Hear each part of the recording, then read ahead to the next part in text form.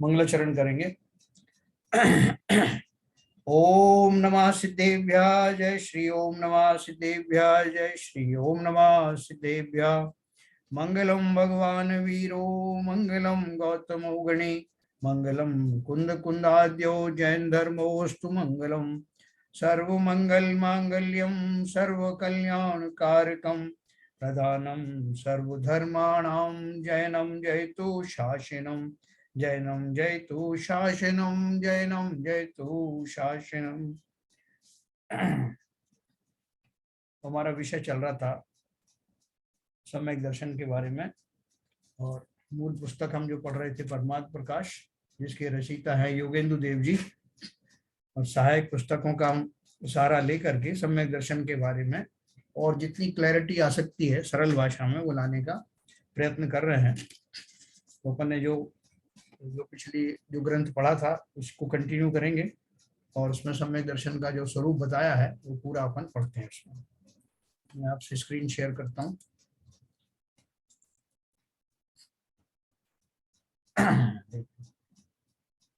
अपन पढ़ रहे थे जैसे मोक्ष परमात्म प्रकाश में, जैसे मोक्ष का मार्ग जैसा बताया हुआ है रत्नत्रयमयी, उस मोक्ष मार्ग पर प्रशस्त होने के लिए सम्यक दर्शन सबसे पहले लाने के लिए जीव को क्या चिंतन करना है, ये अपन ने अभी तक बात करी। और देखो इसमें अपन ने क्या पढ़ा था। जो एक प्रश्न पूछा गया था ना कि उपदेश तो सभी लोग सुनते हैं, लेकिन एक इंद्रिय आदि जो जीव हैं उन सबको, बहुत सारे जीवों को कार्यकारी नहीं होता, तो फिर उपदेश देने से क्या फायदा। तो उसके बारे में उसमें चर्चा चली थी। उसको मैं थोड़ा सा, जो अभी सीबीएन साहब भी बहुत दिन बाद आए हैं, उनको कनेक्ट करने के लिए थोड़ा सा फिर से रिपीट करूंगा। तो देखो इसमें है, विचार शक्ति रहित जो एक इंद्रिय आदिक हैं उनकी तो उपदेश समझने का ज्ञान ही नहीं है, और तीव्र रागादि सहित जीवों का उपयोग उपदेश में लगता नहीं है ना। दो बात पढ़ी थी अपन ने कि एक तो एक इंद्रिय से लेकर जो असैनी पंचेंद्रिय तक के जीव हैं उनको तो बुद्धि नहीं, उनको विचार शक्ति की।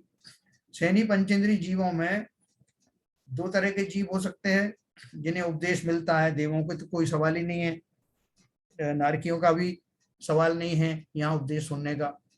तो बचे जो है मनुष्य में, मनुष्यों में भी जो तीव्र रागादि सहित जीव हैं उनका उपयोग उपदेश में लगता नहीं है।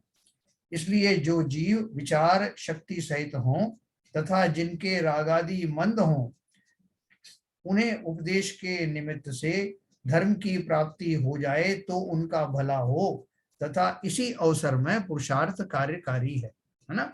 हमने इसके पहले ये चीज पढ़ी थी ना कि जो काम होना है वो तो अपने आप होता है। उसमें होनार क्या है, जब जिस काल में कार्य हुआ वो होनार है, और जब वो जिस समय में हो उसे काल कहते हैं। तो होनार और जो काल है वो तो निश्चित हो गया ना।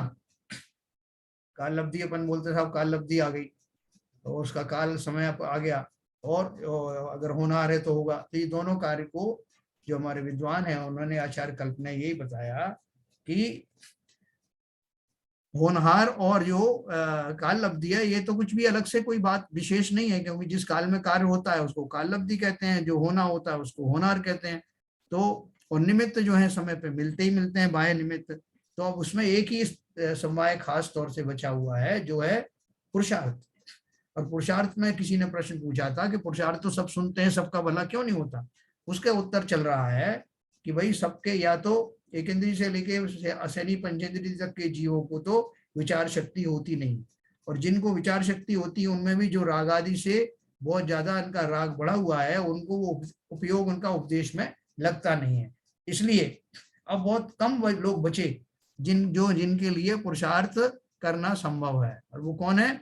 इसलिए जो जीव विचार शक्ति सहित हों तथा जिनके रागादि मंद हों, उन्हें उपदेश के निमित्त से धर्म की प्राप्ति हो जाए तो उनका भला है ना। अपन ने पूरी चेकलिस्ट में से बाकी सब समवाय गौण कर दिए, और मुख्य समवाय क्या है। मुख्य समवाय है जीव का तत्व निर्णय, और ऐसे जीव को जिसको तत्व निर्णय करने की रुचि होगी उसको उपदेश आदि देशना भी अवश्य ही मिलती है। उनका भला हो तथा इसी अवसर में पुरुषार्थ कार्यकारी है। एक इंद्रिय आदिक तो धर्म कार्य करने में समर्थ ही नहीं है, कैसे पुरुषार्थ करें, और तीव्र कषाई पुरुषार्थ करे तो वह पाप ही का करे, धर्म कार्य का पुरुषार्थ हो नहीं सकता। इसलिए जो विचार शक्ति सहित हो और जिसके रागादिक मंद हो, वह जीव पुरुषार्थ से उपदेश आदि के निमित्त से तत्व निर्णय में उपयोग लगाए तो उसका उपयोग वहां लगे, तब उसका भला। पूरी सीक्वेंस बताइए उन्होंने। यदि इस अवसर में भी तत्व निर्णय करने का पुरुषार्थ ना करे, किस किस अवसर में, एक तो मेरे विचार शक्ति है और रागादिक मन है, जैसे अभी अपने चल रहे हैं, तो अगर तत्व निर्णय में उपयोग ना लगाए तो उसका उपयोग वहां अवश्य लगेगा, तब उसका भला हो। यदि इस अवसर में भी तत्व निर्णय करने का पुरुषार्थ ना करे, प्रमाद काल गमाए, या तो मंद रागादि सहित विषय कषायों के कार्यों में ही प्रवर्ते या व्यवहार धर्म कार्यों में प्रवर्ते, तब अवसर तो चला जाएगा और संसार में ही भ्रमण होगा, है ना। उन्होंने बोला कि अब जिसको ये दोनों चीजों क्वालिफाई कर रहा है, उस क्वालिफाई करने के बाद भी अगर वो रुचिवान नहीं हो करके तत्व निर्णय, जिसकी कि मैं भी व्याख्या आपको बताऊंगा, तत्व निर्णय में मन ना लगाए तो किस में लगाएगा, या तो उसको मंद राग तो हुए हैं लेकिन वो विषय भोगों में मस्त है, तो विषय भोगों, अरे ठीक है साहब जो कुछ है हो रहा है अभी आराम से, सब सब कुछ चल रहा है ना, ऐसा सोच करके प्रमाद सहित उसमें तत्व अभ्यास में जुड़े ही नहीं, विषय कषाय में प्रवृत्ते या व्यवहार धर्म कार्यों में प्रवृत्ते। व्यवहार धर्म कार्य क्या है, व्यवहार धर्म कार्य हम जो करते हैं तो वो धर्म कार्य तो जैसे षट आवश्यक गृहस्थ के होते हैं वो तो अवश्य करें, लेकिन हम उसी में अगर पूरे इन्वॉल्व हो गए कि पूरा दिन हमारा वो जो धार्मिक क्रियाएं हैं, क्रिया मात्र में हम अपना पूरा जीवन टाइम निकाल दें, तो हमारा भला कब होगा, वो तत्व निर्णय कब होगा।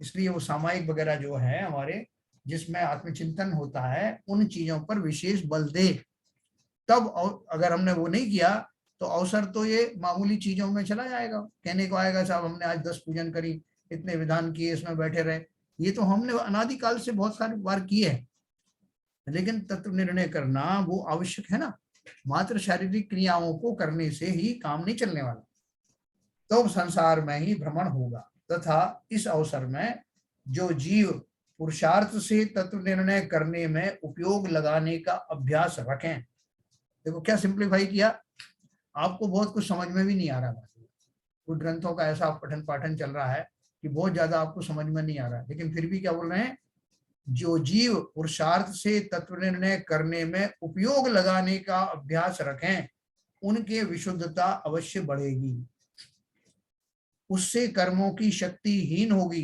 कुछ काल में अपने आप दर्शन मोह का उपशम होगा, तब तत्वों की यथावत प्रतीति आएगी। ये डॉक्टर उज्ज्वला शाह है ना, जिन्होंने गोमट सार की टीकाएं लिखी शुद्ध हिंदी में, और 2 वॉल्यूम में लिखा है, जीव कांड भी 2 वॉल्यूम में है, कर्म कांड भी 2 वॉल्यूम में, बहुत विस्तार से, और जबकि वो डॉक्टर हैं, मैथमेटिक्स वगैरह वो नहीं जानती, लेकिन उसमें इतना कठिन गणित आता है, उस सबका उन्होंने अभ्यास किया। उन्होंने लिखा है कि हमने जब ये अभ्यास करने बैठे पति पत्नी, तो 1 साल तक 1.5 साल तक कुछ समझ में नहीं आया, लेकिन बोले हम उसमें लगे रहे, पीछे लगे रहे, तो आज ये हालत हो गई है कि वो जो करणानी योग के जो स्पेशलिस्ट हैं उनमें उनका नाम लिया जाता है। तो इसलिए अगर हमको अगर समझने में कुछ नहीं भी आता है, तब भी अपना अभ्यास जारी रखना, थोड़े थोड़े दिन बाद। देखो क्या लिख रहे हैं कि थोड़े दिन में जैसे जैसे ज्ञान का सूक्ष्म बढ़ेगा, उनकी विशुद्धता बढ़ेगी, उससे कर्मों की शक्ति हीन होगी, कुछ काल में अपने आप दर्शन मोह का उपशम होगा। दर्शन मोह का उपशम का अर्थ क्या है, हमें दर्शन की प्राप्ति, उससे तब तत्वों की यथावत प्रतीति आएगी। सो इसका तो कर्तव्य तत्व निर्णय का अभ्यास ही है, इसी से दर्शन मोह का उपशम तो स्वयमेव होता है, उसमें जीव का कर्तव्य कुछ नहीं। क्या बोला है, जैसे हम बोलते हैं ना कि साहब आप तो जो है वो आम खाइए, पेड़ गिनने से क्या जरूरी है, बोलते हैं ना बोलचाल की भाषा, तो ये आम खाने वाली बात है। कि आप तत्व निर्णय करिए वो कर्मों का क्या हो रहा है, उनमें कहाँ उपशम हो रहा है, कहाँ संक्रमण हो रहा है, इसकी चिंता आप छोड़ दीजिए, वो अपने आप वैसा घटित होने लगेगा।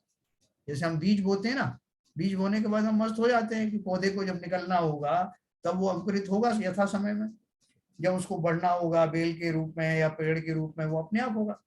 हमने अपना काम कर दिया, घात खाद मिट्टी दे दी, बीज बो दिया। तो उसी तरह बोल रहे हैं कि आप ये काम सिर्फ करोगे तत्व निर्णय का तो बाकी सारे काम अपने आप होंगे और निश्चित ही एक दिन हमें सम्यक दर्शन की प्राप्ति होगी। उसमें जीव का कर्तव्य कुछ नहीं का अर्थ क्या है, मतलब जीव कर्मों में कुछ नहीं करेगा, जीव ने जो करना था वो तत्व निर्णय के माध्यम से बीजारोपण किया और वही फलित होगा, अपने आप कर्मों में जो होना है वो होगा, तथा उसके होने पर जीव के स्वयं सम्यक दर्शन होता है। और सम्यक दर्शन होने पर श्रद्धांत तो यह हुआ कि मैं आत्मा हूं, मुझे रागादिक नहीं करना, परंतु चारित्र मोह के उदय से रागादिक होते हैं, है ना। अपन ने कल ये बहुत विस्तार से पढ़ा था परसों कि जो रामचंद्र जैसे जीव जो थे, जो कि क्षायिक सम्यक दर्शन के धारी थे, लेकिन और तत्वों का भली भांति जानते थे, मैं आत्मा हूं ये भली भांति उनको पता थी, लेकिन तब भी वो युद्ध आदि करते हुए पाए गए।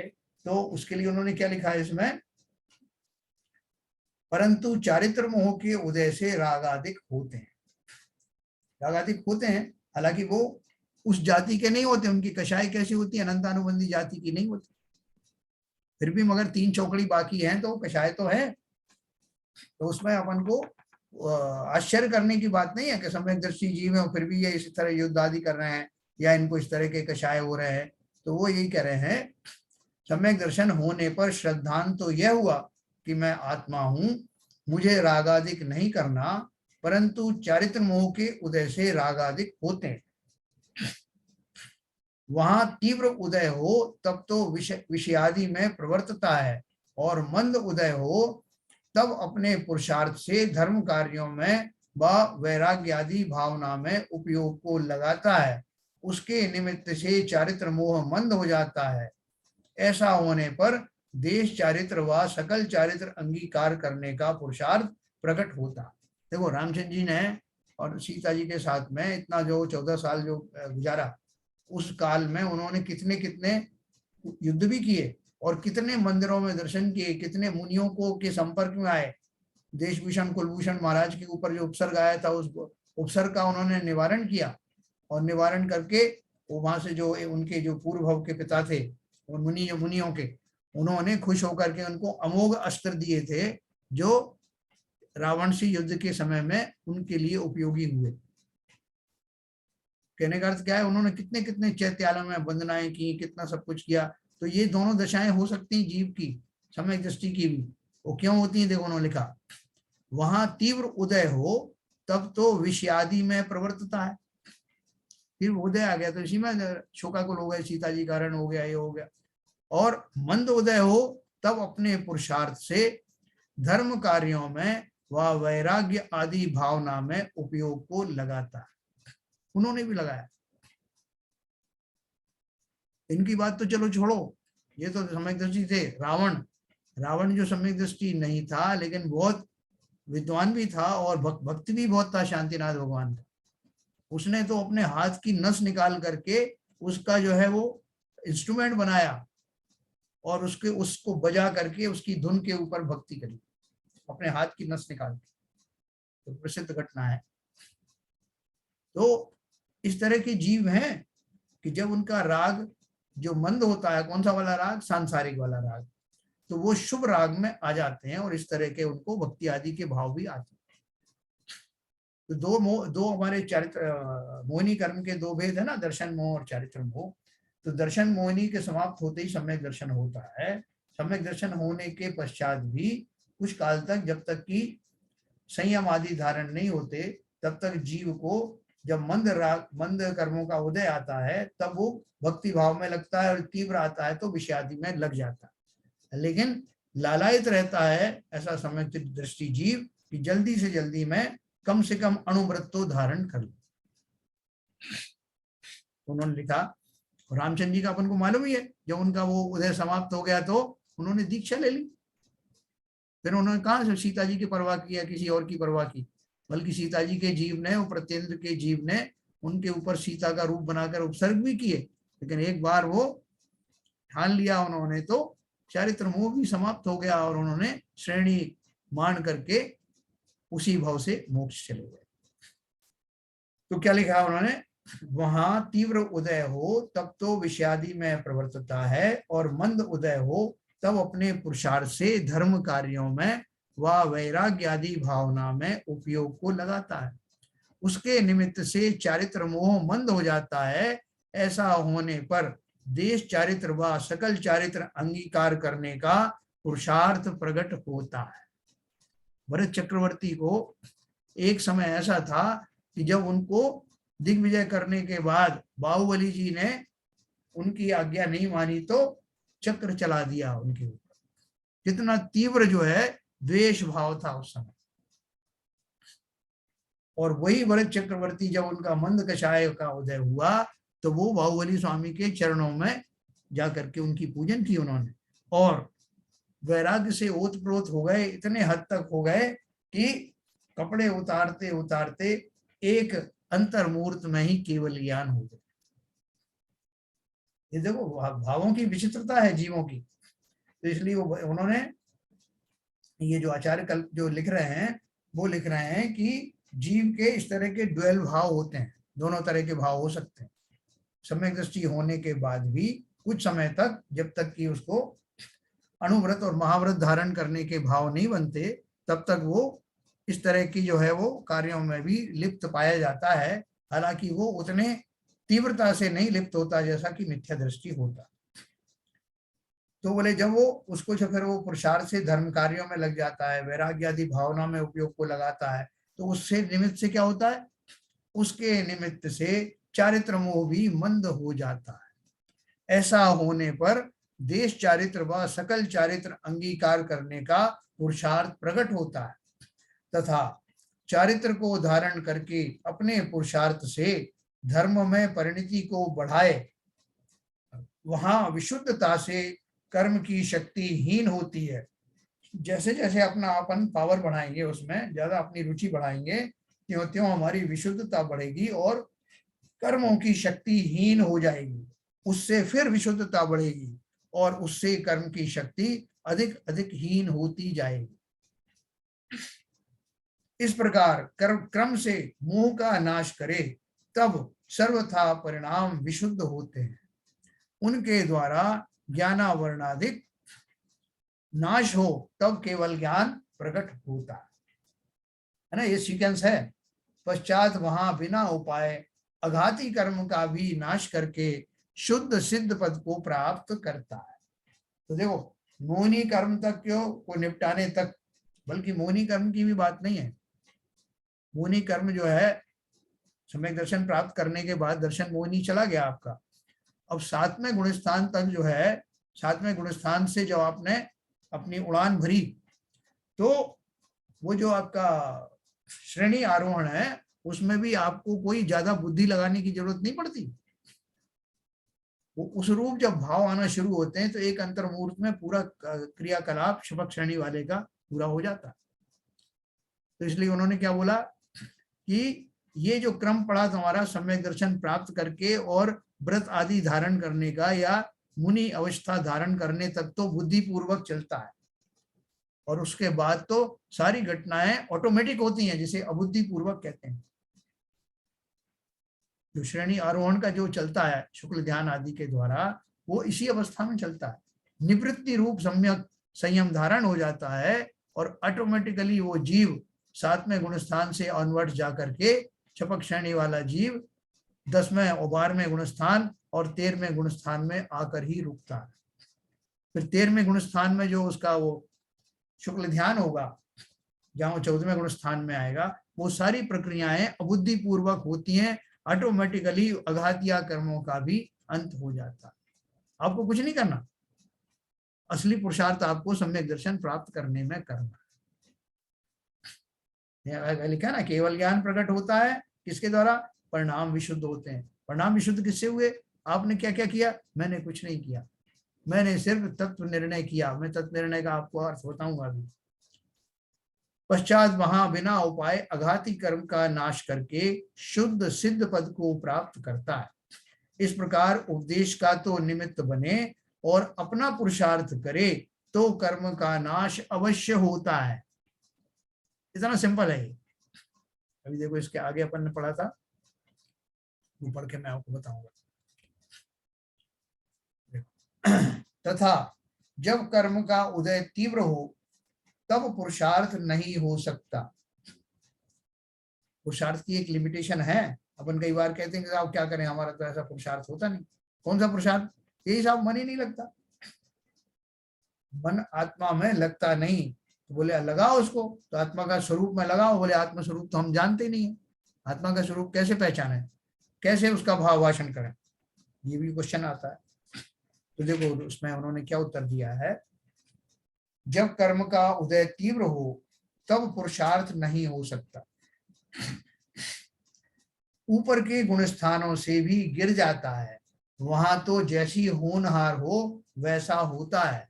परंतु जहां मंद उदय हो और पुरुषार्थ हो सके, वहां तो प्रमादी नहीं होना, सावधान होकर अपना कार्य करना। देखो नीचे उन्होंने एक उदाहरण दिया, और ये उदाहरण और ये जो स्टेटमेंट है आपको किसी और ग्रंथ में इतना प्रोमिनेंटली नहीं मिलेगा। जो इसमें आपको ये रहस्य समझ में आएगा कि कई बार मेरा जो है वश नहीं चलता। तो वश क्यों नहीं चलता और उसके लिए क्या करूं? तो उन्होंने बोला कि कभी कभी ऐसा हो सकता है। उसकी उदाहरण क्या दिया उन्होंने, जैसे कोई पुरुष नदी के प्रवाह में पड़ा बह रहा है, वहां पानी का जोर हो तब तो उसका पुरुषार्थ कुछ नहीं मतलब कुछ काम का नहीं, उपदेश भी कार्यकारी नहीं, और पानी का जोर थोड़ा हो तब यदि पुरुषार्थ करके निकले तो निकल आएगा। आपने देखा एक जो ऊपर से झरना आ रहा है खूब जोर से, क्या बोलते हैं, फाउंटेन आ रहा है, और उसके ऊपर में उस प्रपात में कोई व्यक्ति फंस गया, तो वो उसको अपन चिल्लाते रहे, वो भी पुरुषार्थ करता रहे, कुछ काम आएगा क्या?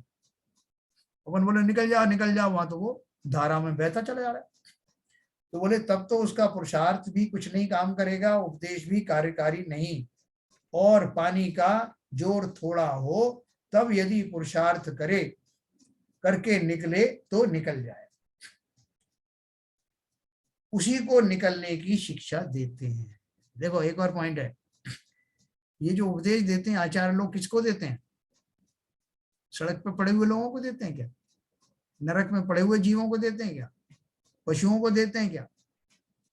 वो भी पात्र देख करके उपदेश देते हैं, हर किसी को उपदेश देते नहीं। और ये हमको भी ध्यान रखना है, जीवन में जो जीव बहुत तीव्र राग आदि में फंसे हुए हैं उनको उपदेश बिल्कुल मत देना। न केवल आपका उपदेश व्यर्थ जाएगा, बल्कि वो उनकी कषायों को और प्रज्वलित कर देगा। तो इसलिए क्या लिखा उन्होंने, जैसे कोई पुरुष नदी के प्रवाह में पड़ा था, पानी का जोर तब हो तब तो उसका पुरुषार्थ कुछ नहीं कार्य करता, पानी का जोर थोड़ा हो तब यदि पुरुषार्थ करके निकले तो निकल आएगा, यानी मंद कषाई जीव, उसी को निकलने की शिक्षा देते हैं।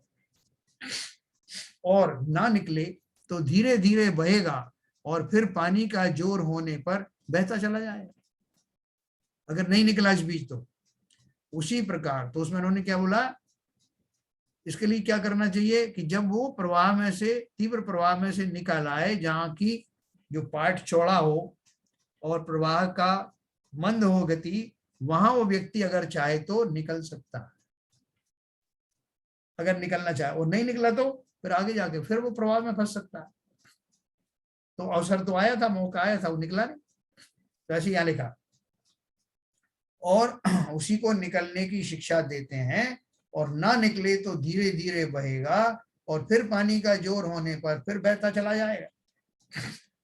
उसी प्रकार जीव संसार में भ्रमण करता है, वहां कर्मों का तीव्र उदय हो तब तो उसका पुरुषार्थ कुछ नहीं है, उपदेश भी कार्यकारी नहीं है, और कर्म का मंद उदय हो तब पुरुषार्थ करके मोक्ष मार्ग में प्रवर्तन करे तो मोक्ष प्राप्त कर ले।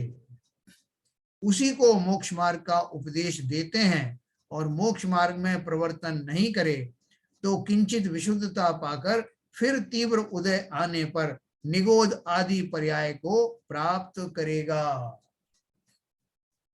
ये इस भाषा में और इतनी चतुराई से जो बात लिखी गई है, ये जो फैक्ट लिखे गए हैं, बाकी ग्रंथों में भी बताया है बट इतना स्पष्ट रूप से नहीं बताया। तो इसका अर्थ क्या है, इसका निर्णय कौन लेगा कि मेरा अभी मंद कषाय चल रहा है कि तीव्र चल रहा है, अभी उपदेश कार्यकारी होंगे कि नहीं होंगे? इसका निर्णय भी जीव स्वयं करता है। कैसे करता है? जैसे कि कोई आदमी जांच करता है कि ये सांप जो है किसी ने मारा था, ये मर गया कि जिंदा है, और अपन डर के मारे दूर से उसको टच करते हैं लाठी वगैरह से, कहीं ऐसा नहीं जागृत हो जाए। तो अपन धीरे धीरे उसको टेस्टिंग करते हैं कहीं ये इसमें वो जीवित तो नहीं। और जब हम पूर्ण आश्वस्त हो जाते हैं, कहीं से चेतना नहीं दिखती, तो हमें लगता है कि ये मर गया। उसी तरह से मेरे अंदर में मंद राग आदि आए हैं कि नहीं आए, इसकी टेस्टिंग हम कर सकते हैं ना।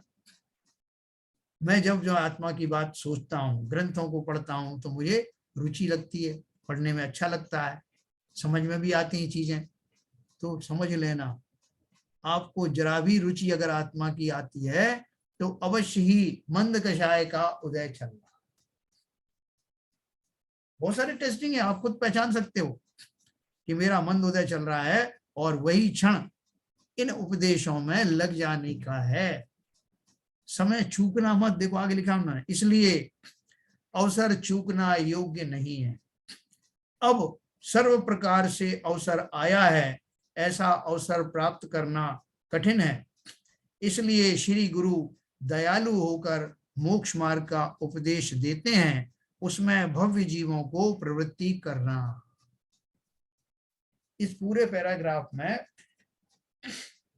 और इससे पहले वाले पैराग्राफ में आपको पूरा क्रम बताया है, और बिल्कुल शॉर्ट में बताया है कि जीव का, विचारवान जीवों का, जिन्हें थोड़ी बहुत भी रुचि अगर धर्म के प्रति हो रही है, आत्मा के प्रति हो रही है, तो काम मिनटों में हो जाएगा। मिनटों में किस संदर्भ में हो जाएगा? मिनटों में इस संदर्भ में हो जाएगा कि वो उस मार्ग पर लग करके अभ्यास शुरू कर देगा। हो सकता है कुछ दिन तक उसे कुछ समझ में ना आए, लेकिन वो देशना जो चलती है उसको सुनता रहे, जिसकी भी चल रही, धीरे धीरे करके उसकी समझ में भी आएगी, वो शब्द भी पकड़ में आएंगे और रुचि बढ़ती चली आएगी। इस प्रोसेस में साइड बाय साइड वो कर्मों में कमी आना शुरू हो जाएगी आपके चिंतन मात्र से। इस चिंतन मात्र से क्यों हो जाएगी? क्योंकि इस चिंतन के समय में आपकी कषाय और भी मंद हो गई, और मंद कषाय का जो काल है, उस काल में विशुद्धि होती जाती है, और विशुद्धि का निमित्त पा करके वो कर्मों में संक्रमण होता है। तो कर्मों में संक्रमण होके उनकी कषाय, उनकी इंटेंसिटी कम होगी, तो आपका और ज्यादा इधर क्षयोपशम बढ़ेगा, फिर आपको और तेजी से समझ में आने लगेगा। वो ज्ञानावरण आदि कर्म है ना, उनकी स्थिति अनुवाद घट जाएगा, तो ज्ञान का और तीव्रता आएगी, और समझ में आएगा। जब और समझ में आएगा तो और रुचि बढ़ेगी। ये उन्होंने बताया, आचार्य कल्प। सिंपल इस प्रोसेस के द्वारा बड़े बड़े जीव पूर्व में जो तीव्र कषायों में भरे हुए थे, वो अंततः मंद कषाई होकर उपदेशों का श्रवण करके और मुक्ति को भी प्राप्त हो गए। कुछ नहीं करना। तो अभी मैं आपको अनम्यूट करूंगा, और जो तत्व निर्णय की अपन जो बात कर रहे थे वो अपन डिस्कस करें।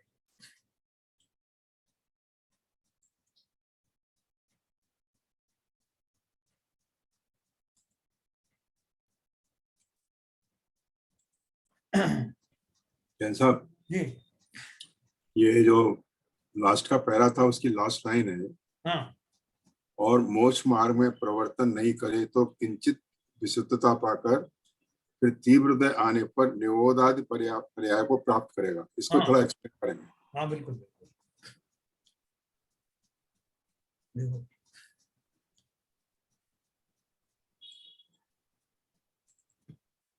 देखो इसमें उन्होंने क्या लिखा था। जैसे मैंने आपको पानी का इन्होंने उदाहरण दिया ना, ये तीव्र प्रवाह में से कोई गुजरा, तो जिस समय ऊपर से नीचे गिर रहा है वो तीव्र प्रवाह में, उस समय तो वो कुछ नहीं कर सकता। लेकिन उसने सोचा कि आगे जाकर के नदी का पाट चौड़ा होगा और जो वेग होगा पानी का वो भी कम हो जाएगा, उस समय अगर वो निकलने की कोशिश करे, वो तैरना भी जानता है, तो उसका तैरना काम में आ जाएगा। या कोई लकड़ी आदि बह रही है उसको पकड़ के किनारे लग सकता है अगर चाहे तो। लेकिन नहीं चाहा उसने बोला साहब इतना ऊंचा प्रवाह से गिरे, जब ही नहीं बचे तो अब क्या बचेंगे, ऐसा सोच करके प्रमादवश पड़ा रहे। तो एक बार थोड़ी देर बाद वो नदी मान लो फिर कहीं से ऐसी जगह पे जा रही है जहां से फिर उसका फ्लो तेज हो जाएगा, फिर उसमें फंस जाएगा। निकलने का मौका मिला था, नहीं निकला। ऐसे ही वो बोल रहे हैं, क्या बोल रहे हैं, देखिए उसी को निकलने की शिक्षा देते हैं, और ना निकले तो धीरे धीरे बहेगा और फिर पानी का जोर होने पर बहता चला जाएगा। उसी प्रकार जीव संसार में भ्रमण करता है, वहां कर्मों का तीव्र उदय हो तब तो उसका पुरुषार्थ कुछ नहीं होता, उपदेश भी कार्यकारी नहीं होता। तीव्र कषाई को आप उपदेश भी दोगे तो कुछ काम नहीं पड़ेगा। लेकिन कर्म का मंद उदय हो तब यदि वो जीव चाहे तो पुरुषार्थ करके मोक्ष मार्ग में प्रवर्तन कर सकता है और मोक्ष को प्राप्त भी कर सकता है। इसमें एक ही जो शब्द है वो उसका कंफ्यूजन हो रहा है। हाँ क्या, इसमें मोक्ष मार्ग में प्रवर्तन नहीं करे तो किंचित विशुद्धता पाकर हाँ फिर तीव्र उदय आने पर, तो इसका किंचित विशुद्धता मतलब उसको विशुद्धता तो प्राप्त हुई ना, बहुत थोड़ी हुई ना। वो कह रहे हैं कि वो उसमें मौका आया तो उसको जो है वो उपदेश आदि मिले, लेकिन उसने उपदेश में मन लगाया नहीं, तो किंचित विशुद्धता आके उस जाति की इंटेंसिटी वाली विशुद्धता आई नहीं उसके पहले, वो फिर फंस गया। अच्छा अच्छा अच्छा, तो उसके बाद वो निबोध आदि पर्याय में चला जाएगा, संसार में भ्रमण करता रहे। अच्छा, इसलिए दूसरा ही एक हाँ पुराना प्रश्न है। जी, जैसे रामचंद्र जी का आपने उदाहरण दिया, वो छायक सम्यक दृष्टि थे, हाँ तो उनकी जो चार चौकड़ी दर्शन मोहनी की थी, हाँ। उसमें 3 चली गई थी ना छायक सम्यक दृष्टि होने पर। नहीं, दर्शन मोह तो पूरा चला गया था, दर्शन मोह के जाते ही सम्यक दर्शन होता है ना। हाँ चारित्र मोहिनी की जो चार चौकड़ी होती हैं उनमें से अनंतानुबंधी जाति की चली गई सम्यक दृष्टि की। अच्छा, हाँ, चारित्र मोहिनी की। हाँ चारित्र मोहनी की, अनंतानंद मंदी की चली गई। हाँ, अप्रत्याख्यान, प्रत्याख्यान और संजुलन तीनों रह गई। अच्छा, तो केवल एक ही गई थी जो हाँ, अनंतानुबंध थी। ठीक है, चारित्र मोहनी वाली। मतलब उनका जो क्रोध आदि भी हुआ है या जो उन्होंने विलाप करते हुए पाए गए, हाँ ठीक वो है, उस समझ जाति रहा। का नहीं था। चारित्र मोहनी की 4 चौकड़ियों में से एक गई थी, एक तीनों रह चौकड़ी, एक चौकड़ी। तीनों चौकड़ी जब बाद में उन्होंने दीक्षा ली है उसके बाद गई।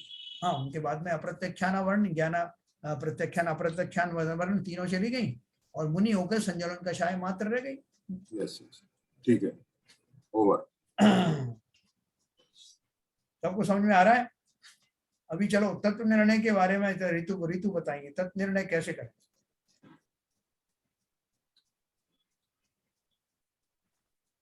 क्या अंकल जी, सात तत्वों का कथन? हाँ जैसे मैं जीव द्रव्य हूँ जी, और मैं जो है अभी अशुद्ध अवस्था में हूँ क्योंकि कर्मों का मेरे साथ संबंध है, बराबर, योग संबंध है। इसके कारण जो है मैं जो है संसार में भटक रहा हूँ।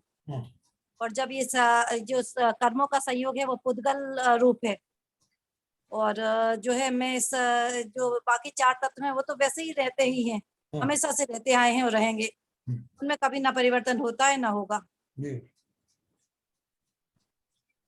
इस तरह से और मुझे अगर अपने कर्मों के बंधन को तोड़ना है तो मुझे सबसे पहले जो कर्मों का आश्रय हो रहा है उन्हें समझना पड़ेगा, आश्रय कैसे हो रहा है, और फिर मैं उनका कैसे संवर करूं, उन आश्रयों को कैसे रोकूं, कर्मों के आने को कैसे रोकूं।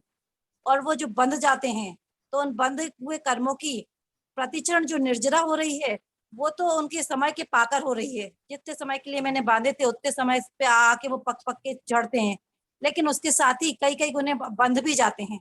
कर्मों के संयोग के कारण कई कई गुने बंध जाते हैं। तो मुझे ऐसी निर्जरा करनी है जिससे कि जो कर्म बंध रहे हैं नए आना रुक जाएं और जो पुराने हैं वो झड़ते चले जाएं। बराबर है। जब मेरे संपूर्ण कर्म झड़ेंगे तभी मैं मोक्ष को प्राप्त कर सकूंगी। काफी कुछ सही बताया आपने। देखो अपन ने थोड़ा अभी 2-3 दिन पहले अपन ने ये पढ़ा था कि देव शास्त्र गुरु का श्रद्धान और तत्वों का श्रद्धान, ये जो है ये पुरुषार्थ करने योग्य है, अर्थात ये तत्व निर्णय के संबंध में ये दो बातें कही जाती हैं, सच्चे देव शास्त्र गुरु का श्रद्धान और तत्वों का श्रद्धान। तो ये जो अपन ने पढ़ा था इसके बारे में जो आपने बताया वो तो वो डिटेलिंग बता दिया। अगर अपन इसके ऊपर में रहें, देव शास्त्र गुरु का श्रद्धान करने से मुझे सम्यक दर्शन या आत्म अनुभव कैसे हो सकता है, ये बताओ रितु। जो हमारे अरिहंत देव हैं, हाँ। उनके स्वरूप को देख के लगता है कि देखो इन्होंने सब अपने 4 घातियों का कर्मों का नाश कर लिया, तो इन्हें अभी ना कहीं जाना है ना आना है, ना इनके संसार रूपी विकल्प कोई से बचे हुए हैं। और मैं इन संसार रूपी विकल्पों में ही फंसा हूँ और मैं भी इनके समान हो सकता हूँ। जिस तरह से ये सब काम दाम छोड़ के आराम से बैठे हुए हैं अपने आत्मा में लीन होके, मैं भी ऐसे बैठ सकता हूँ अगर मैं, और मुझे जो है इन 4 कर्मों के वो तोड़कर मैं इसी तरह की अवस्था को प्राप्त कर सकता हूँ। ठीक है, चलो दे थोड़ा सा और बताएं। ये शैलेंद्र जी बताओ, देव शास्त्र गुरु का श्रद्धान करने से क्या मुझे अपनी आत्मा का श्रद्धान हो सकता है?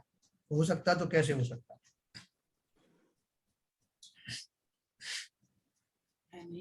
शैलेंद्र जी नहीं आए क्या?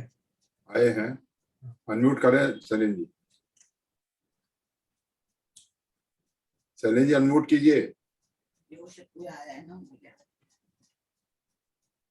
अच्छा, वो शायद ऑन करके चले गए, उनके यहाँ कोई गेस्ट वेस्ट आया शायद। चलो बाबूजी बताएंगे।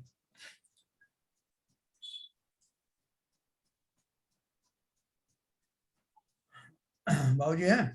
हाँ हाँ मैं तो हूँ साहब। हाँ मैं कहाँ जाऊंगा। बताइए, ये जो देव शास्त्र गुरु का श्रद्धान और तत्वों का श्रद्धान करने से हमको तत्व निर्णय कैसे हो जाएगा? तत्व निर्णय का तो मतलब ये है हाँ। कि मैं अगर ये समझने लगूं मैं और शरीर मतलब मैं अलग हूँ, हाँ। भेद ज्ञान हो जाएगा। भेद ज्ञान माने कि मैं अलग हूँ, शरीर अलग है, और मुझसे मैं न पर का कोई हूँ न पर कोई मेरा है। अगर इस बात का सिद्धांत पक्का हो जाए तो आगे फिर बचा ही कुछ नहीं है।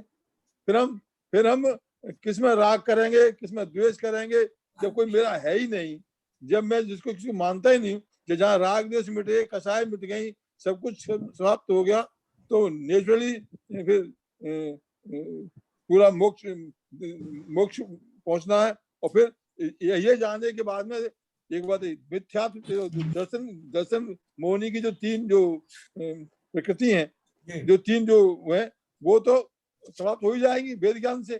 हाँ। अब चारित्र की रहेगी जो अनंत आनंदी की जो 4 कसाएं हैं, ये जब राग द्वेष तो केस मिल जाएंगे तो समाधान हो जाएगा। हाँ। ये तत्व सिद्धांत से किस प्रकार से होगा सम्यक वो बता दिया। बराबर। देखो आपने बहुत सही बताया। देखो ऐसा है, देव शास्त्र गुरु में जो देव है, देव किसे बोलते हैं? जो सर्वज्ञ हो, वीतरागी हो, हृतोपदेशी हो, ये अपन ने पढ़ा था। तो सर्वज्ञता कब आएगी? जब वो वीतरागी होगा। वीतरागी होने से पहले सर्वज्ञता आती नहीं, और सर्वज्ञता आने के बाद, केवल ज्ञान होने के बाद ही सच्चा हितोपदेशी होता है। ये 2 बात है। अब देखो, वो जो देव हैं यानी जो अरहंत है जिनकी हम बात कर रहे हैं, आपने भी बताया, रितु ने भी अच्छा बताया, जिन अरहंत की मैं बात कर रहा हूँ, वो अरहंत कौन है? अरहंत जीव द्रव्य है। और उस जीव द्रव्य में क्या खासियत है? मैं भी जीव द्रव्य हूँ। तो मैं जीव द्रव्य हूँ और वो भी जीव द्रव्य हैं। वो अरहंत कैसे बने और मैं कैसे नहीं बना, ये भी आप लोगों ने टच किया इस विषय को, कि मैं कर्मों से जुड़ा हुआ हूँ, वो कर्मों से निबट चुके हैं, मुक्त हो गए। और जैसे जीव का स्वरूप क्या है? जीव के अंदर में जो अनंत गुण भरे हुए हैं, उन गुणों का मुझे ज्ञान हो गया है। उन समस्त गुणों को, चेतना गुण, सुख गुण, वीर गुण, है ना, ज्ञान गुण, इन सब से भरा हुआ जीवात्माएं होती है। और वो जो देव बने हैं, जो अरहंत बने हैं, उन्होंने 4 घातिया कर्मों का नाश करके और उस लेवल पर आ गए हैं। उनका ज्ञान का क्षोभक्षम बहुत कैसा हो गया कि अभी वो सर्वज्ञ बन गए, तो अब क्षोभक्षम की बात ही नहीं, पूर्ण केवल ज्ञान हो गया और वो सारे गुण उनके पूर्ण डेवलप हो गए। वो मेरे अंदर भी ऐसे ही गुण हैं। तो जब मैं उनसे कंपेयर करता हूँ, पहले मैंने शास्त्रों के द्वारा जाना कि अरहंत किसे कहते हैं, अरहंत में क्या क्या गुण होते हैं, कैसे उन्होंने सम्यक दर्शन किया होगा, सम्यक दर्शन के पश्चात कैसे कषायों पर विजय प्राप्त की होगी, फलता कौन कौन से गुण उनके अंदर में जो डेवलप हो गए हैं, ये पूरी प्रक्रिया मुझे मालूम पड़ गई। मैं ये भी जान गया कि जीव द्रव तो मैं भी हूँ, लेकिन मैं ये कुछ कर नहीं पाया हूँ। तो मुझे उनके प्रति बहुमान आता है कि कितनी महान आत्माएं हैं, जिस विषय को मैं अभी पढ़ ही रहा हूँ, समझ ही नहीं पाया हूँ, उसको उन्होंने अचीव कर लिया उस दशा को। तो ऐसे वे भली भांति उन अरहंत का स्वरूप जान लेता हूँ। अरहंत का स्वरूप जानने में, जैसे ऋतु ने बताया कि वो कर्म चक्र को भी मैं जान गया, मैं उस प्रक्रिया को भी जान गया जिनके द्वारा वो कर्मों से मुक्ति पाई जाती है। घातीय कर्मों से खासतौर पर मोहिनी कर्म से कैसे निपटा जाता है, मोहिनी कर्म का क्या स्वरूप है, उसके कारण मेरे दर्शन में, मेरे देखने में, अवलोकन में क्या बाधा आती है, ये सब जब मैं अरहंत का स्वरूप, देव का स्वरूप चिंतन करता हूं तो ये सारी बातें उसके अंदर आ जाती। और उसके साथ साथ जैसे बताया, हमको ये भी पता लग जाता कि मैं क्यों नहीं कर पाया, मुझ में क्या कमी रह गई। ये जानते ही मुझे अपनी कमियों पर सीधा सीधा जो है उसका पता चलता है, कमियों का, और मैं भी उसी दिशा में बढ़ करके उन कमियों को दूर करने लगता हूँ। तो बीच में अपनी टेस्टिंग भी करता हूँ कि वो विशुद्धता आई कि नहीं आई। वो विशुद्धता आई होगी तो क्या होगा, दिन पर दिन मैं और रुचिवान होता जाऊंगा। जैसे हम किसी उसको चमकाते हैं ना, कोई वस्त्र है बहुत मैला है, तो अपन उसको क्या करते हैं कि उसको पहले थोड़ा सा धोया, उसका थोड़ा सा मैल निकला, फिर अपन उस पर फिर पानी डालते हैं, तो जब तक करते रहते हैं जब तक कि जैसा पानी डाला वैसे ही बाहर ना आ जाए। लेकिन उस प्रक्रिया में हर क्षण वो स्वच्छ होता जा रहा है। ऐसे ही जैसे इन्होंने अभी प्रोसीजर बताया, पंडित जी ने जो प्रोसीजर बताया, उसके द्वारा हमको अपना निरंतर मेरी विशुद्धता बढ़ी या नहीं बढ़ी, अपन को नहीं महसूस होता कि नहीं साहब पहले मुझे बड़े क्रोध आते थे, पहले मेरा चिंतन का विषय दूसरा होता था, मैं दूसरों को नीचा दिखाने का, संसार में विजय प्राप्त करने का, प्रशंसाएं पाने का, इन सब का लोभ में पड़ा रहता था। अब मुझे कुछ फर्क नहीं पड़ता, कोई मुझे मान दे, सम्मान दे, ना दे, कोई मेरी बुराई भी करे, मुझे प्रशंसा के भाव भी, एक प्रशंसा प्राप्त करने का भी अब उतना ज्यादा भाव होता नहीं। तो ये जब होने लगेगी प्रक्रिया तो मेरी शुद्धता बढ़ने लगेगी, राग आदि मंद होने लगेंगे। और ये टेस्टिंग होने के बाद कि अगर मैं अपने चिंतन से इतना कर सकता हूँ तो इस चिंतन को मैं और बढ़ा सकता हूँ। तो ऐसे देव के स्वरूप को जान करके, उससे कंपेयर करके मैं देव के स्वरूप यानी जीव के स्वरूप को, अर्थात आत्मा के स्वरूप को भली प्रकार समझ सकता हूँ। ये तो हुआ देव का स्वरूप। अब उसमें देव शास्त्र गुरु की बात क्यों आई, क्योंकि अभी मैं किस कैटेगरी में हूं उसको सही प्रकार से निर्णय लेने के लिए मैं ऐसे शास्त्रों को का सहारा लेता हूं जो वीतरागी शास्त्र हैं, जिनमें रागों की चर्चाएं नहीं है। इसका निर्णय भी मुझे ही करना है। अब अपन को इतनी बुद्धि आ गई कि अपन ये समझ सकते हैं कि कौन सा शास्त्र राग का पोषक है और कौन सा उसका विरोधी है। ऐसे ग्रंथों को हम अब सेलेक्ट कर सकते हैं। तो हो गया शास्त्रों को, सही शास्त्रों का चयन। और गुरु, गुरु का स्वरूप क्या है, गुरु किसे कहते हैं, अपने से बड़े को गुरु कहते हैं। उनमें गुरुता होनी चाहिए ना, जिस मार्ग को मुझे प्राप्त करना है उस मार्ग पर वो स्वयं ही चल करके दिखला रहे हैं। अगर मुझसे कहें कि वीतरागी बनना है तो बन करके दिखा रहे हैं, स्वयं चल करके, खाली मुंह से नहीं बोल रहे हैं, करके दिखा रहे हैं। ऐसे गुरु को जो बिना किसी शिथिलाचार के, बिना किसी राग के, बिना किसी सांसारिक अभिलाषा के जो मोक्ष मार्ग पर निरंतर बढ़ रहे हैं, ऐसे सदगुरु ही मेरे मार्ग दिखाने वाले हैं। ऐसा उनका सच्चा श्रद्धांजलि जिस क्षण जीवों को हो गया, काम हो गया। मैंने सच्चे गुरु पकड़ लिए, सच्चे शास्त्र पकड़ लिए, और उनके फलस्वरूप होने वाली उपलब्धि में जो सच्चे देव का निर्माण होता है वो मुझे अपनी आत्मा को ही तो वैसा बनाना है। ऐसा तत्व निर्णय करके, इसी में धर्म ध्यान भी इसी जाति का होता है। तो जैसे ही मुझे ये निरंतर मैं करने लगूं, तरह तरह के मेरे को विचार आएंगे। और देखो उसका तरीका और क्या है कि संसार में, जैसे मैंने कहा कि संसार एक बहुत बड़ी प्रयोगशाला है, जिसमें आपको कुछ नहीं करना, सब कुछ यहाँ मौजूद है। और उनमें से आपको अपना, देखो ये यहाँ पे एक बहुत सारे हॉस्पिटल होते हैं ना, यहाँ पे एक येरला मेडिकल कॉलेज है खारघर में। तो वहां पर वो जो पेशेंट्स जाते हैं, वो जो ट्रस्ट वाले पेशेंट्स को रिसीव करते हैं, किस लिए करते हैं कि वो जो डॉक्टरों का प्रशिक्षण ले रहे हैं ना, उनको सीधे सीधे वो केसेस मिल जाते हैं। वो केसेस से वो सीखते हैं, वो उपकार नहीं कर रहे हैं उनके ऊपर, वो पेशेंट के रूप में उनको वो केसेस मिल रहे हैं, केस स्टडी कर रहे हैं और उनको ठीक करके जांच रहे हैं कि उनकी विद्या में कितनी पारंगता आई। ऐसे ही संसार में जितने पात्र हैं, कोई परिवारजन बनकर आए, कोई समाज में आए, कोई कहीं आए, उनसे मैं कैसे निबट रहा हूं, कैसे अपने राग को मंद रखता हुआ उन सबसे मैं पार पा लेता हूं। अर्थात मेरे और कषायों को बढ़ने नहीं देता। मैं एक्सपेरिमेंट करता हूं कि मैं अगर उसमें सफल हो गया, संसार से निकलने का तरीका मैंने ढूंढ लिया, तो सबके बीच में रहता हुआ भी मैं किसी से लिप्त नहीं होता। इस प्रयोगशाला का लाभ उठा सकता है कौन?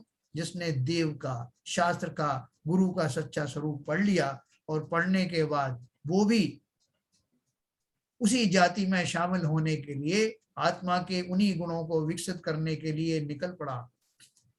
और संसार ऐसा नहीं है कि निरापद हो, कि आपने ठान लिया ये करने का तो कोई आपको डिस्टर्ब नहीं करेगा, बहुत डिस्टर्ब करेंगे। और यही तो हमारी उपलब्धि है।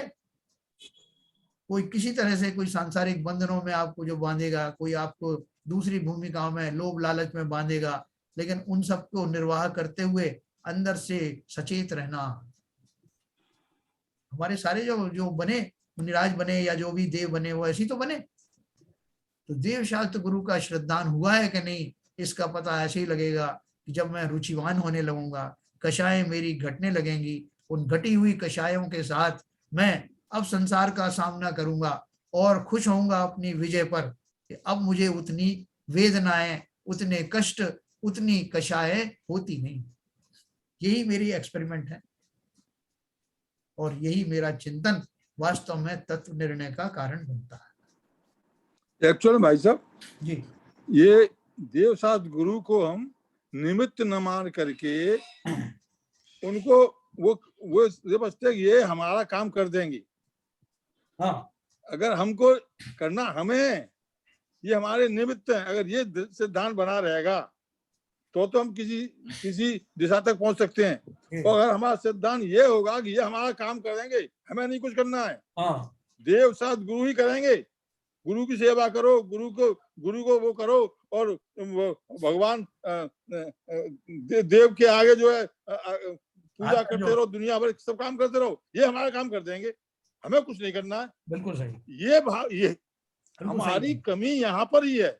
अगर हमको निमित्त नहीं मानते, उनको निमित्त अगर मान लेंगे जिस दिन, उस दिन हम समझ लेंगे ये तो हमारे निमित्त हैं, करना हम ही को है।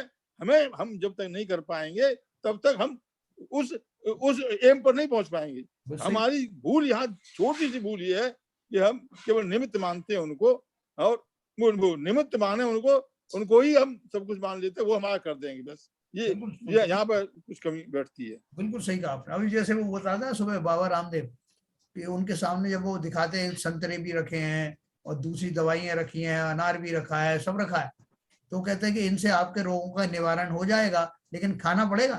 हाँ, खाना पड़ेगा, सही बात है ना। उसी तरह जो आप कह रहे हैं, बराबर कह रहे हैं कि देवशास्त्र गुरु हमारे उन रोगों का निवारण करने में निमित्त तो बन सकते हैं, लेकिन काम तो हमें ही करना पड़ेगा।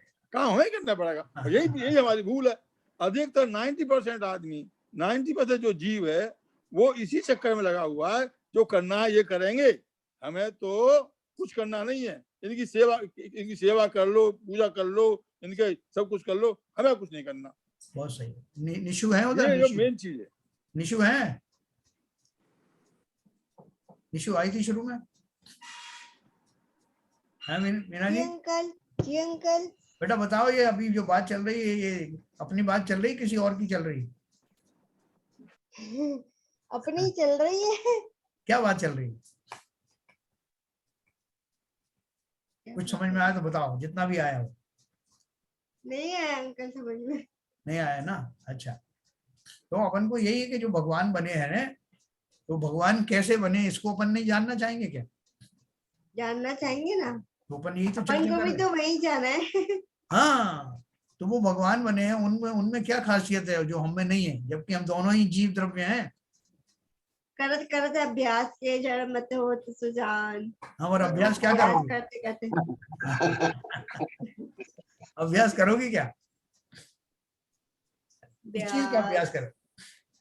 पहले तो हम ये जाने ना कि जो वो भी जीव द्रव्य है, मैं भी जीव द्रव्य हूँ, तो उनको कैसे भगवान बन गए, और भगवान बनने से क्या खासियत उनमें आ जाती है, तो भगवान कहलाते हैं, ये अपन नहीं जानना चाहेंगे।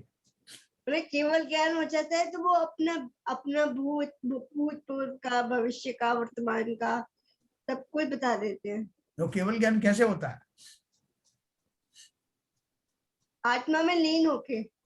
हाँ, आत्मा कहाँ रहती है, अपने बाईं तरफ की दाहिनी तरफ? आत्मा तो पूरे, आत्मा जैसे चींटी है उसमें भी आत्मा है, तो उस हिसाब से उसने शेप ले लिया है। अपन के हाँ, अंदर आत्मा है तो अपन ने आत्मा ने अपने शरीर के हिसाब से शेप ले लिया है। बराबर। तो आत्मा में ऐसी क्या चीजें हैं खास खास जो जो पौद्गलिक चीजें उनमें नहीं होती और आत्मा में होती? आत्मा में ज्ञान होता है, पौधगत में ज्ञान नहीं होता। बहुत बढ़िया, देखो तुम्हें इतना तो मालूम है।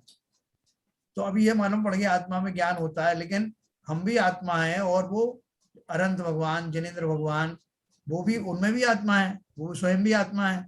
तो उनमें, उनकी आत्मा में और हमारी आत्मा में क्या अंतर क्या है?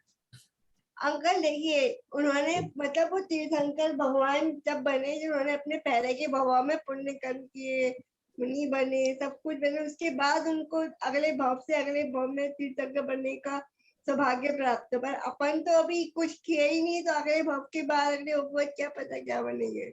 हाँ, तो अपन क्या करें बताओ? अपन चुपचाप वो रजाई ओढ़ के सो जाए कि क्या करें? नहीं, कुछ कर कुछ ना सकते कुछ तो करना चाहिए। हैं? कुछ ना कुछ तो करना चाहिए।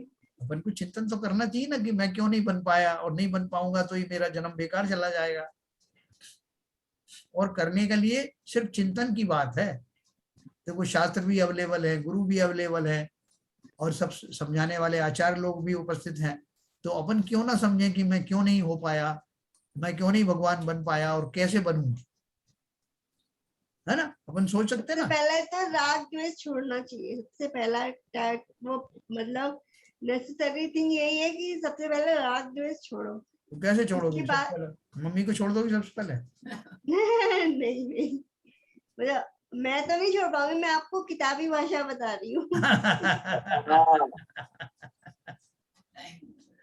हाँ अंकल जी, वो कहानी थी ना हाँ कि जो है तोते के बच्चों को, तोते जो बूढ़े बूढ़े तोते होते हैं वो सिखाते हैं कि शिकारी आएगा, जाल फैलाएगा, दाना डालेगा और पकड़ कर ले जाएगा। हाँ तो हाँ तुम्हें हाँ ध्यान रखना है कि जब भी जाल डलेगा तो तुम्हें दाने के चक्कर में नहीं पड़ना है और हाँ भाग जाना है। तो वो हाँ। लोग बिल्कुल नहीं समझे, वो तो बस ये सीख गए कि ये पोयम बिल्कुल अच्छे से याद हो गई उन्हें। वो जब शिकारी ने दाना डाला तब भी सब चिल्ला रहे हैं, शिकारी आएगा, जाल फैलाएगा, दाना डालेगा और पकड़ के ले जाएगा। हाँ, गाते रहे और पकड़ के चले भी गए शिकारी उन्हें। बिल्कुल सही बात है, सही बात।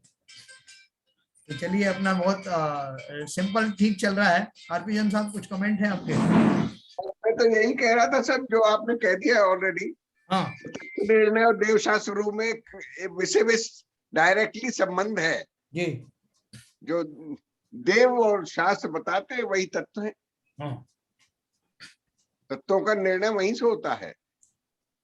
जैसे हाँ आपने जी। बता दिया कि तत्वों का निर्णय और देवशास्त्र रूप की श्रद्धा में कोई विशेष अंतर नहीं है। जाति का अंतर है, सब्जेक्ट का अंतर है, बाकी तत्व तो वही है। बस वही है। अंकल एक क्वेश्चन है हाँ कि मतलब जो शास्त्र वगैरह जिन्होंने बनाए हैं, तो वो लोग क्या मोक्ष या स्वर्ग चले गए जिन्होंने बनाए हैं? हाँ हाँ, बिल्कुल।